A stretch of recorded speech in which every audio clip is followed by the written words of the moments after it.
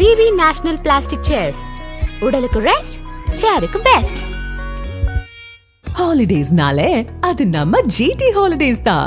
GT Holidays, South India's #1 travel brand. You know you are special when you're with GT Holidays.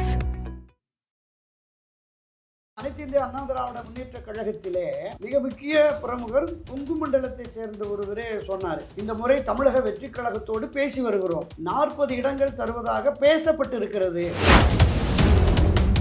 Edappadi Palaniswami, Jayakumar போன்றவங்க சொல்றாங்கல்ல, 2026 இதன் பிறகும் கூட பாரதிய ஜனதா கட்சியோடு எங்களுக்கு கூட்டணி கிடையாது அப்படிங்கிற கருத்தை திரு புசி ஆனந்த் தெரிவிக்கலை, கட்சியினுடைய தலைவரான திரு விஜய் அவர்களும் தெரிவிக்கலை. தமிழக வெற்றி கழகத்தினுடைய பலம் என்பது திரு விஜய் அவர்களுடைய ரசிகர்கள் மட்டும்தான். இன்றைக்கு ரசிகர்களை தாண்டி பொதுவெளிகளில் பொதுமக்களில் யாரும் இல்லை.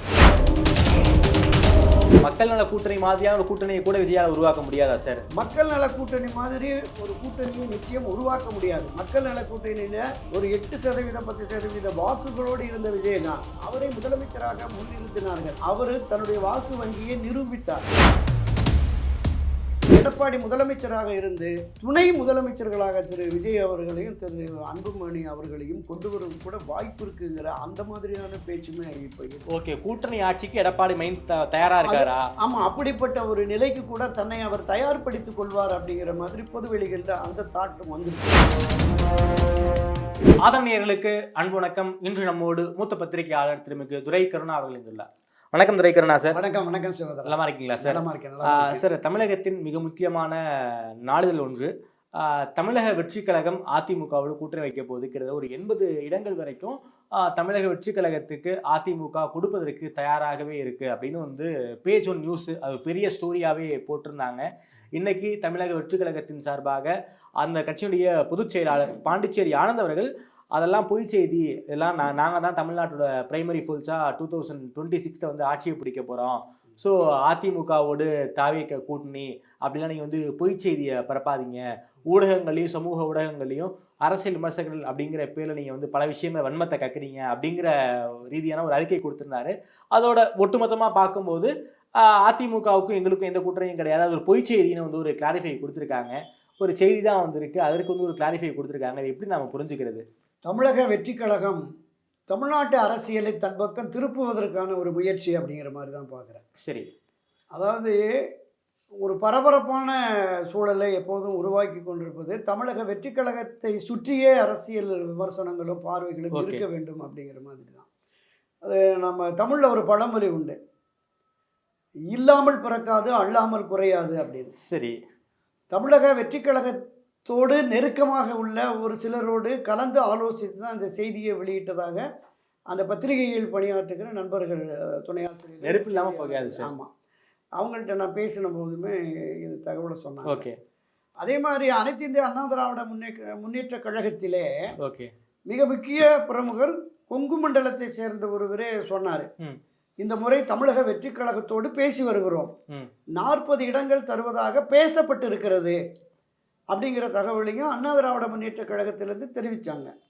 தமிழக வெற்றி கழகத்தோடு நான் சொன்ன நெருக்கமான ஆட்கள், உள்வட்டம், அங்கிலே ஆமாம் அதிமுகலேருந்து எங்களை அணுகுனாங்க, நாங்கள் எந்த விதமான உறுதிமொழியும் கொடுக்கல, இன்னும் காலங்கள் இருக்கிறது, 1 வருடம் 1.25 வருடம் இருக்கிற போது இப்போதைக்கு என்ன அவசியம் அப்படிங்கிற மாதிரி நாங்கள் தெரிவிச்சிட்டோம் அப்படின்னு சொன்னாங்க. ஆக இந்த செய்தியின் உண்மைத்தன்மை என்பது நிச்சயமாக அவர்களுக்கு கிடைத்த ஒரு ஆதாரபூர்வமான தகவல்கள். அது பெரும்பாலுமே அரசியல் களத்தில் கூட்டணிகளை உறுதிப்படுத்துகிற பொழுது இந்த ரகசிய பேச்சுவார்த்தைகள் முடிந்து இறுதி கட்டத்தில் தான் வெளிப்படையாகவே வருவார்கள். 40, 60, 80 இவங்க தரப்பில் கேட்குறதாக அது பொதுவாகவே நம்ம அரசியல் விமர்சகர்கள், பத்திரிகையாளர்கள் அந்த வட்டாரத்தில் பேசிட்டு தான் இந்த விஷயத்த சொல்லுவாங்க. அதுதான் சொல்லியிருக்காங்க. ஸோ அந்த வகையில் தான் இருக்குது. திரு புசி ஆனந்த் அவர்கள் முழுக்க இது பொய் அப்படின்னா, நாங்கள் எப்போதும் இப்போ அனைத்து இந்திய அண்ணா திராவிட முன்னேற்ற கழகத்தினுடைய பொதுச் செயலாளர் எடப்பாடி பழனிசாமி, ஜெயக்குமார் போன்றவங்க சொல்கிறாங்கல்ல, 2026 இதன் பிறகும் கூட பாரதிய ஜனதா கட்சியோடு எங்களுக்கு கூட்டணியே ஒட்டுமொத்த கிடையாது. உறவும் இல்லை, கூட்டணி கிடையாது அப்படிங்கிற கருத்தை திரு புசி ஆனந்த் தெரிவிக்கலை. கட்சியினுடைய தலைவரான திரு விஜய் அவர்களும் தெரிவிக்கலை.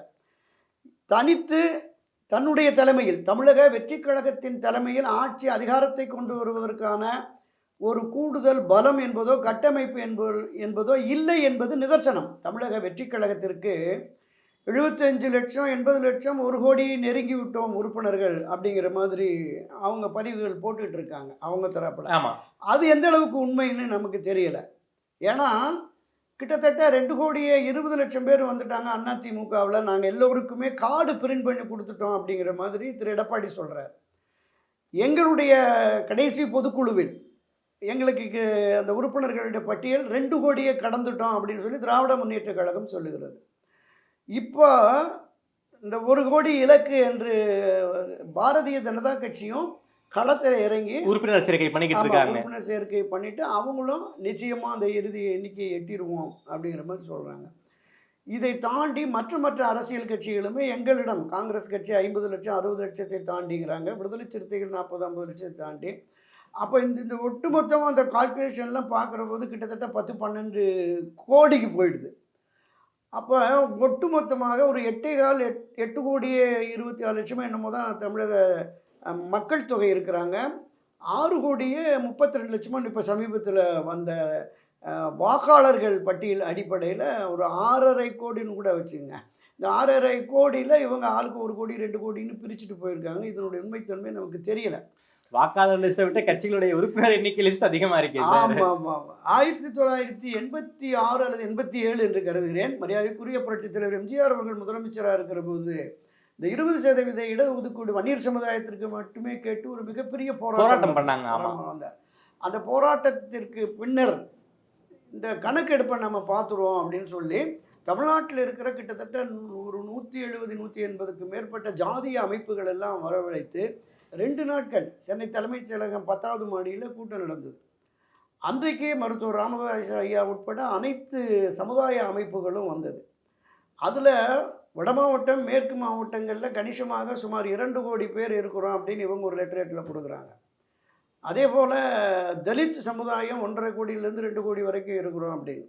முக்குளத்தோர் 2 கோடிட்டாங்க. 3 பேருமே 6 கோடி சொல்லிட்டாங்க. அன்னைக்கு 4.5 கோடி தான் மக்கள் தொகையை. இதை தாண்டி இந்த முதலியார்கள் செட்டியார்கள் இப்படி பல்வேறு இந்த பிரிவினர்கள்லாம் இருக்காங்க. வேளாளர்கள் இருக்கிற பல்வேறு பிரிவினர்கள், இந்த பிரிவினர் எல்லாமே 50 லட்சம் 3 லட்சம் 11 லட்சம் 18 லட்சம்னு அப்படி ஒரு கணக்குகளை கொடுத்துட்டாங்க.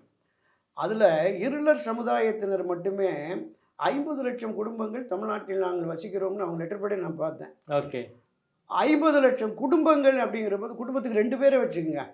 அப்போ 1 கோடி பேராடா தமிழ்நாட்டில் பாம்பு பிடிக்கிறாங்கன்னு அப்போ ஒரு பெரிய பரபரப்பு ஏற்பட்டது. அப்போ இவங்க கொடுத்த கணக்கு 18-20 கோடியை தாண்டிடுச்சு. சரி, இது முறையாக கணக்கெடுப்பு நடத்தணும்னு அவங்க வாயை அடிச்சுட்டு விட்டுட்டு போயிட்டார். இப்போ இன்றைக்கு தமிழக அரசியல் கட்சிகள் அது மாதிரியான ஒரு போக்கில் நாங்கள் எல்லோருமே கோடிகளை தாண்டி வந்துட்டோம் அப்படிங்கிற மாதிரி சொல்கிறாங்க. தமிழக வெற்றி கழகத்தினுடைய பலம் என்பது திரு விஜய் அவர்களுடைய ரசிகர்கள் மட்டும்தான். இன்றைக்கு ரசிகர்களை தாண்டி பொதுவெளிகளில் பொதுமக்களில் யாரும் இல்லை. இந்த ரசிகர்கள்லையுமே அரசியல் இயக்கங்களில் காங்கிரஸ், கம்யூனிஸ்ட், திமுக, அதிமுகவில் இருக்கிற இளைஞர்களும் கூட சில பேர் அங்கே இருப்பாங்க. இப்போ விஜய் அரசியலில் இப்போ திமுக, அதிமுக, மற்ற பாஜக உள்ளிட்ட மற்ற கட்சிகளுக்கு போகிற போது நமக்கு அரசியல் தளத்தில் போதுமான பொறுப்புகள் கிடைக்காது, அரசியலில் வர வேண்டும் என்று விரும்புகிற இளைஞர்கள் புதிய அரசியல் சக்தியை நோக்கி தான் போவாங்க, அதிகாரத்துக்காக. அதுக்காக ஒன்றிய செயலாளர், நகரச் செயலாளர், பேரவைச் செயலாளர், இளைஞரணி செயலாளர்னு ஏகப்பட்ட பொறுப்புகள் அங்கே இருக்குது தமிழக வெற்றி கழகத்தில். அந்த அளவிற்கு அவங்க ஒரு 50-60 லட்சம் பேர் இருந்தாலும் கூட அதிகபட்சமாக ஒரு 8% 10% வாக்குகள் தான் பெற முடியும். ஓகே, ஆட்சி அதிகாரத்தை பெறக்கூடிய 30-35% இந்த தேர்தலில் தமிழக வெற்றி கழகம் பெறவே முடியாது. தமிழக வெற்றி கழகம் தலைமையில், என்னுடைய தலைமையில் கூட்டணி என்று திரு விஜய் அவர்கள் அறிவித்து அதோடு சேருவதற்கு யாரும் போக மாட்டாங்க. ஏன்னா தேசிய கட்சிகளானாலும் பிற மாநில கட்சிகளானாலும் காலங்காலமாக வெற்றியை இலக்காக கொண்டு தான் போகிறாங்க தேர்தல் களத்தில். திராவிட முன்னேற்ற கழகம், அனைத்து இந்திய அண்ணா திராவிட முன்னேற்ற கழகம், இந்த 2 பேரும் அரசியல் கட்சிகளோடு தேர்தல் கூட்டணி வைத்தால் மட்டுமே நாடாளுமன்றத்தில் ஒரு 4-5 எம்பி கிடைக்கும், சட்டமன்றத்தில் ஒரு 10-20 எம்எல்ஏ கிடைக்குங்கிற நிலைமை தான் இங்க இருக்கிற தேசிய கட்சிகளுக்கு இருக்கு. மாநில கட்சிகளுக்கு அதான் இருக்கு. சிபிஐ, சிபிஎம், அதிமுக, விசிக போன்ற கட்சிகளும் ஒரு பரீட்சார்த்தமாக விஜய் வெற்றி பெற்று விடுவார், எனவே விஜய் பின்னாடி போவோம் அப்படின்னு எந்த அரசியல் கட்சியும் அந்த முடிவை இப்போதைக்கு எடுக்க மாட்டார்கள். ஒரு சில சிறிய அமைப்புகள் 1-2 பேர் திராவிட கட்சிகளுக்கு போக முடியாத, போக இயலாத, போனாலும் சேர்க்காத, அப்படி 1-2 பேர் சேரலாம். அது எந்தவித பிரயோஜனமும் இல்லை.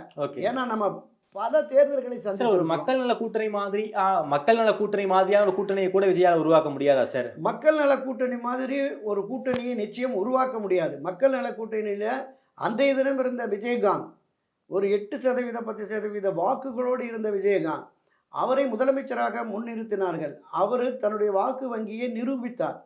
அவரோடு அணி சேர்ந்திருக்கிற சிபிஐ, சிபிஎம், திருமாவளவன், விசிக, மதிமுக, தமிழ் மாநில காங்கிரஸ், ஐயா ஜி.கே. வாசன், எல்லோருமே அரசியல் களத்தில் 8 ஆண்டு 10 ஆண்டு 20 ஆண்டுகள் பயணித்தவர்கள். அவர்களாலேயே ஒரு தொகுதியில் கூட வெற்றி பெற முடியல. திமுக அதிமுகவுக்கு மாற்றாக விஜயகாந்தை முதலமைச்சராக கொண்டு வந்து ஒரு மகத்தான கூட்டணி அரசை உருவாக்குகிறோம் என்று அன்றைய தினம் மக்கள் மத்தியில் செல்வாக்கு மிக்க தலைவர்களாக இருந்தவர்கள். இன்றைக்கு திரு விஜய் அவர்களை தாண்டி பெரிய செல்வாக்குள்ள கட்சிகள் அவரோடு போகுமான்னு தெரியல. அப்படி போனாலும் அதை விட மோசமான ஒரு தோல்வியை தான் திரு விஜய் அவர்கள் தழுவ முடியும் என்பதுதான் என்னுடைய அனுபவத்தின். சார், நம்ம திருமாவளவன் அவர்கள் ஒரு ஸ்டேட்மெண்ட் சொல்லியிருக்காரு சார். இது வந்து தீபாவளி ஆஃபர் மாதிரி இருக்குன்னு மாநாடு நடந்த 2 நாள்லயே வந்து ஒரு அறிக்கையாவே கொடுத்திருந்தாரு. குறிப்பா இந்த திமுக அதிமுக ஆஃபர் வைக்கலாம், நீங்க எப்படி வைக்க முடியுங்கிற ஒரு கேள்வியும் அவர் கேட்டிருக்காரு. அப்படின்னா விஜய் தலைமையில ஒரு கூட்டணி உருவாவது என்பது ஒரு சிக்கலான விஷயம் தானா சார்? இல்ல, அது ஒரு சரியான நியாயமான கேள்வியாக தான் திருமாவளவனுடைய கேள்வியை நாம எடுத்துக்க முடியும். அரசியல் களத்திற்கு புதிதாக வந்திருக்கிறார். ஒரு வலிமையான கட்டமைப்பு இல்லை, தமிழகம் முழுவதும் ஒரு வலிமையான கட்டமைப்பு இல்ல இருக்குங்கிறாங்க. கட்சிக்காரங்கள்ட்ட பேசும்போது எங்க திருத்தணியில ஆரம்பிச்சு கன்னியாகுமரி வரைக்கும் கிளைக்கிறதெல்லாம் உருவாக்கிட்டோம், கட்சி கொடியெல்லாம் பறக்க விட்டோம் அப்படின்னு சொல்றாங்க சார். இல்ல, அது ஒரு மகிழ்ச்சிக்குரிய வரவேற்புக்குரிய விஷயம்தான். பொது வெளிகளில் இன்றும் அது பெரிய அளவில் நமக்கு பரிணமித்ததாக தெரியல. இந்த தமிழகத்தில் இருக்கிற சுமார் 12,600 வருவாய் கிராமங்கள், இதுக்கு உட்பட 1.5 லட்சம் கிளை அமைப்புகள் திராவிட முன்னேற்ற கழகத்திற்கு அதிமுக இருக்கிறது. இந்த கிளை அமைப்புகள் தோறும் தமிழக வெற்றி கழகம் போய் சேரலைங்கிறது தான் எனக்கு கிடைத்த. போய் சேர்ந்திருந்தா மகிழ்ச்சி. இதை தாண்டி இந்த 68,000 பூத்துகளுக்கு இவங்க போடணும். பூத் ஏஜென்ட், பூத் கமிட்டி போடணும். குறைந்தது 15-20 பேர்கள் மற்ற கட்சியில போட்டாங்க. திராவிட முன்னேற்ற கழகத்திலையும் அண்ணா திராவிட முன்னேற்ற கழகத்திலையும் போட்டுட்டாங்க. ஏறத்தாழ ஒரு 80% பாரதிய ஜனதா கட்சியில இந்த பூத் கமிட்டிகளை கட்டமைப்பை 2021-24 போட்டுட்டாங்க. 2026 கூடுதலாக பூத் கமிட்டிக்கு ஆட்களை நியமிக்கிற பணியிலையும் கூட இவங்க இறங்கியிருக்காங்க. திராவிட முன்னேற்ற கழகம், அனைத்து இந்திய அண்ணா திராவிட முன்னேற்ற கழகம் ஏற்கனவே இருந்த அந்த பூத் கமிட்டியை இப்போ வலுப்படுத்துகிறாங்க.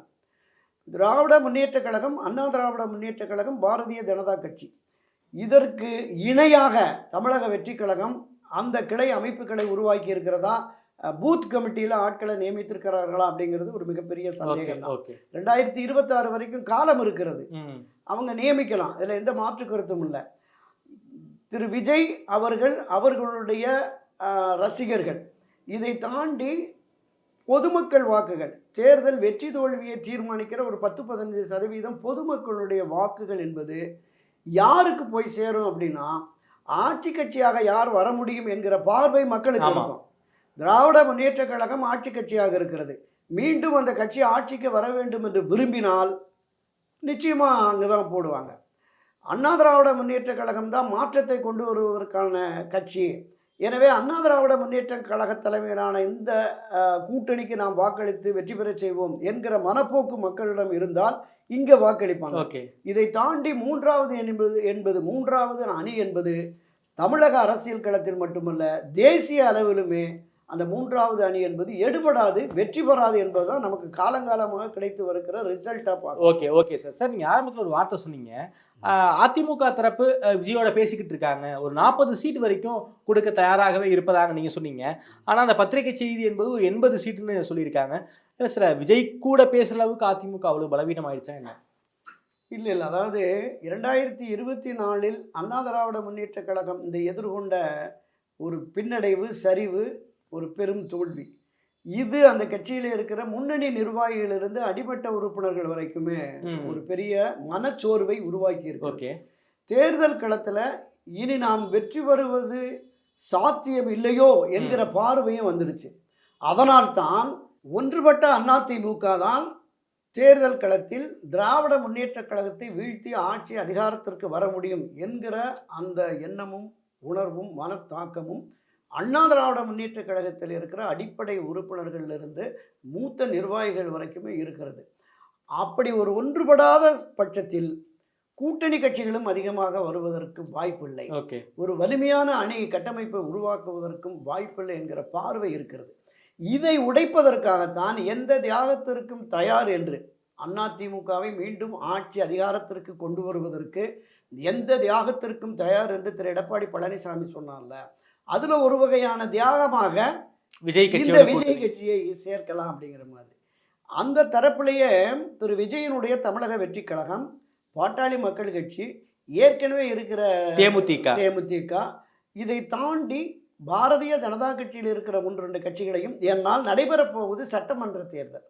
எனவே சட்டமன்ற தேர்தலில் ஒரு 2-3 எம்எல்ஏக்கள் பிரதிநிதித்துவம் வர வேண்டும் என்று விரும்புகிற சிறிய கட்சிகளை இணைக்கலாம்.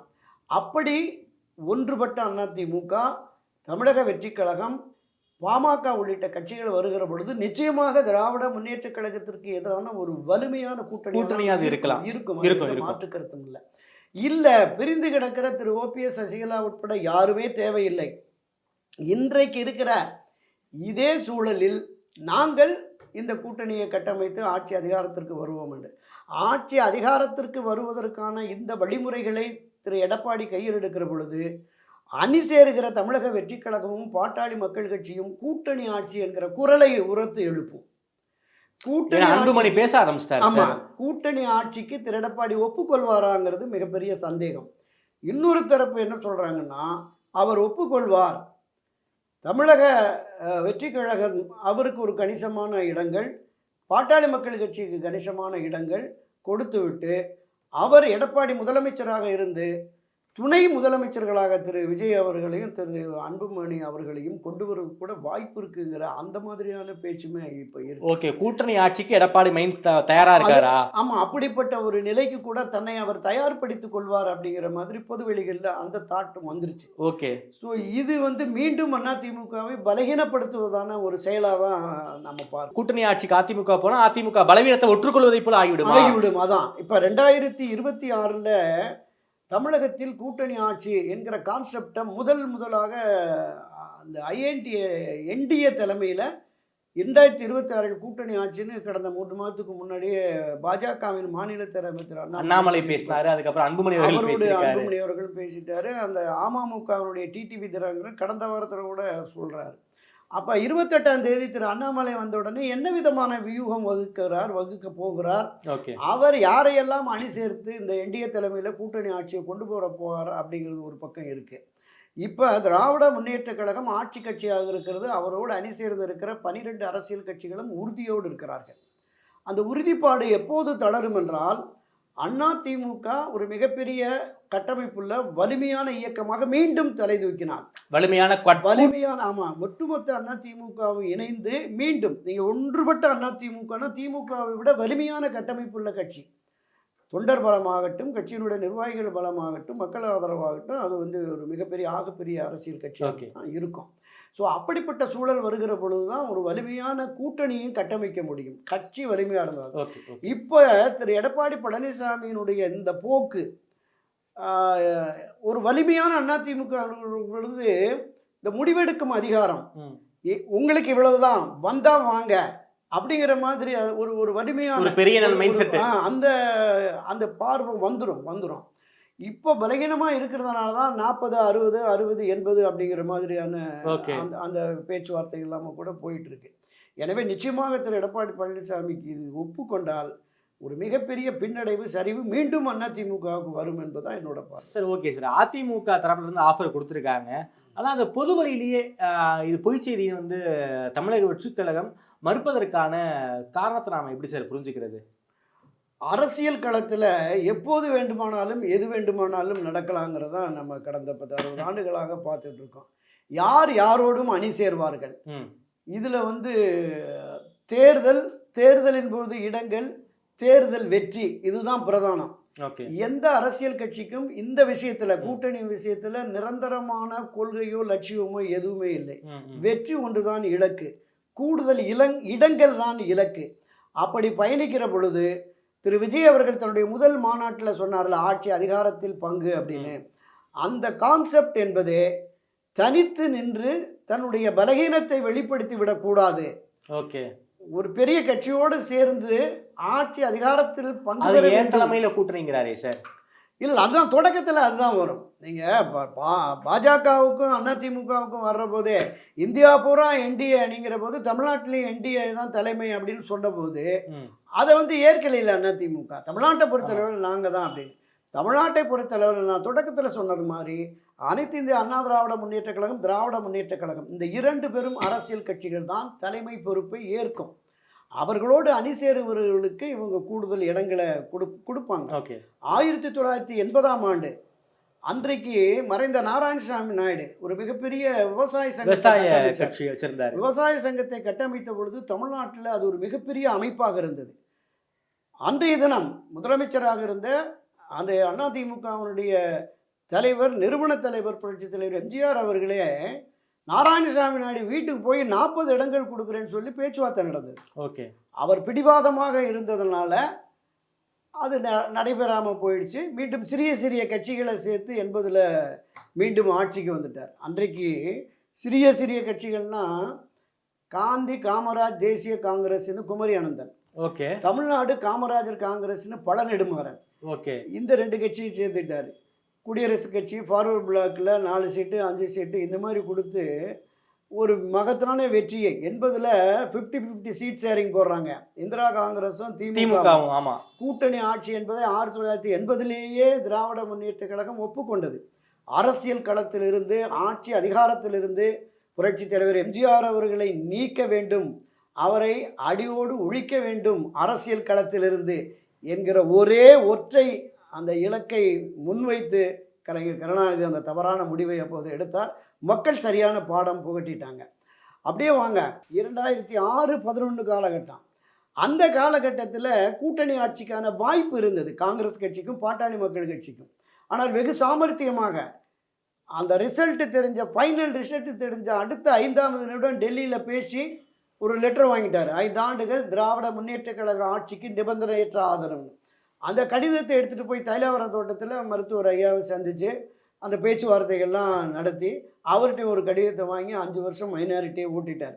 அன்றைக்கு வாய்ப்பை இழந்தோம், இன்று இழக்கக்கூடாதுன்னு காங்கிரஸும் கூட்டணி ஆட்சிக்கு ஒரு மாநில நிர்வாகியை கடிதம் எழுதியிருக்கிறார்.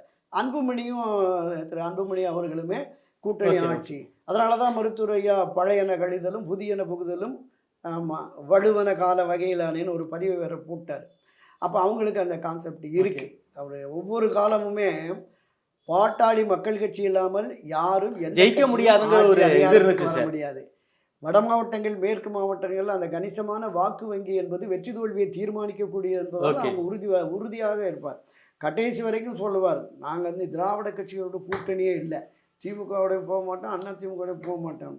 ஆனால் கடைசி கட்டத்தில் 2 தரப்புலையுமே பேசி எங்கேயும் நோட்டு சீட்டு அதிகமாக வருதோ அங்கே போய் கூட்டணியை ஒப்புக்கொள்வார்கள். அதுதான் கள நிலவரம். எனவே இன்றைய தினம் தமிழக வெற்றி கழகம் விஜய் தலைமையில் கூட்டணி என்றால் நிச்சயமாக எந்த அரசியல் கட்சியும் ஒப்புக்கொள்ளாது, வருவதற்கான வாய்ப்பு சின்ன கட்சிகள் தான். ஒருவேளை சிறிய கட்சிகள் அமைப்புகள் வந்தாலும் கூட அது மிக மிக மிக ஒரு பெருந்தோல்வியை தான் சந்திக்கும்.